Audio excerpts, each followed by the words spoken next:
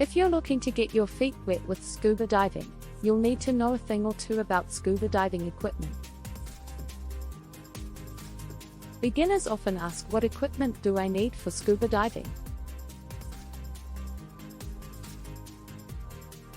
Scuba diving equipment list. Scuba diving equipment can be broken down into several different subcategories. Basic gear. Scuba mask. Your dive mask is one of the most important parts of your diving setup. If you're only going to buy one piece of dive gear, a good mask that fits your face perfectly is the way to go. Scuba masks have evolved significantly over the years, with modern masks being smaller and lighter. Good masks utilize soft silicone seals to create a watertight and airtight seal. As everyone's face is slightly different, there isn't one best mask for everyone. If possible, try on several different masks until you find one that fits perfectly. Scuba fins. Scuba fins are generally wider, stiffer, and more powerful than recreational snorkeling fins. Like dive masks, the right fins will depend on your personal preferences and fitness level. When you're picking out a pair of fins, you'll want to make sure they fit snugly, but don't pinch your toes. Closed heel fins, like the name suggests, have closed foot pockets and require a more precise fit than their open heel counterparts. Open heel fins feature open foot pockets with an adjustable heel strap. Snorkel. You might be wondering why you need a snorkel for scuba diving. Good question. While you're on the surface, a snorkel lets you breathe normal air without using up your breathing gas. The main things to look out for are a good mouthpiece fit and a slim profile that won't drag in the water. Wetsuit.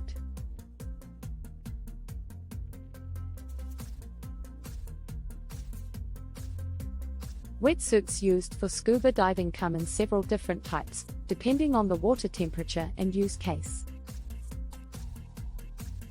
Finding a good fit on your wetsuit is important, as overly loose suits will let too much water in and out, negating the insulation effect.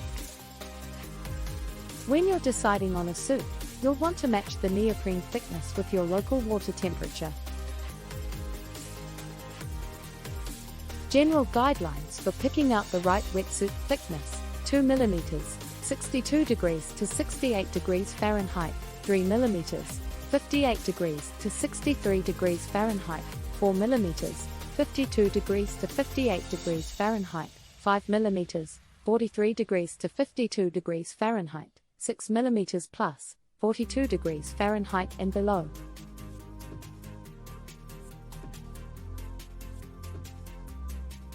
Dry suits are one-piece sealed suits used for cold water diving below 60 degrees Fahrenheit. Boots and gloves. Dive boots and gloves are great for cold water diving, and will also keep your hands and feet well protected from the elements. Gloves can come in handy when you're exploring underwater environments with sharp, craggy features. Boots are great for protecting your feet while walking along rocky, shell-covered beaches, making them excellent for shore diving. Life support gear. Life support gear includes regulators, BCDs, dive computers, and other advanced gear. Regulator.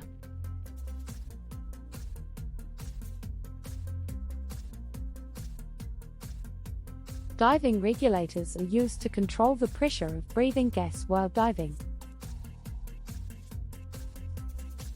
This means they convert the high-pressure gas in your tank into breathable air. The main thing to consider when picking out a regulator is comfort and extra features.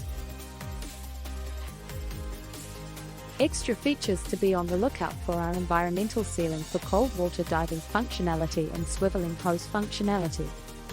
BCD. BCD, buoyancy compensation devices, are possibly the most important piece of scuba diving equipment you'll need. These vests allow you to adjust your level of buoyancy by inflating and deflating at the touch of a button. Because divers loaded with equipment have negative buoyancy, a BCD is needed to provide positive buoyancy to counteract this effect. When picking out a BCD, you'll want to try on several different models to find one that fits you comfortably. Dive computer. Dive computers are another useful piece of scuba diving equipment, and will save lots of time and effort as compared with old-school dive tables. Instead of manually calculating your bottom time and decompression stops, you can view your dive status by quickly glancing at your wrist. When choosing a dive computer, you'll want to make sure it's comfortable, easy to read, and simple to program. Also consider any extra features like freediving functionality, nitrox/trimix mode, and built-in compasses. Tank. Tanks are one of the last pieces of gear most divers purchase, due to their heavy and clunky design. Most beginner divers will go with aluminum, as it's cheaper, but if money is not an issue, going with steel makes sense.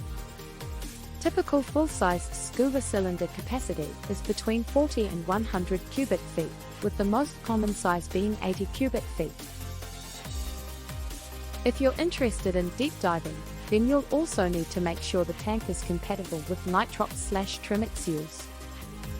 Renting versus buying. If you're new to diving, one of the first questions many divers ask is, what equipment should I buy and what should I rent? If you're going to dive semi-frequently, you'll want to get your own mask, snorkel, fins, and wetsuit. These items are relatively inexpensive, and you'll get far better fit and function from them than rentals. Purchasing your own life support equipment is a more complex question. Be confident you're going to actually use the gear before making such a large commitment. Where to buy dive gear? Dive shops will have everything you need to get started.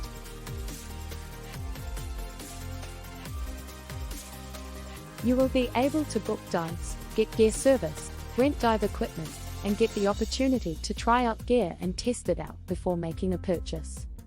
Online retailers are a convenient option if you aren't able to visit a physical store. Scuba diving does require quite a bit of gear and expenses, but there is nothing like the thrill of underwater exploration.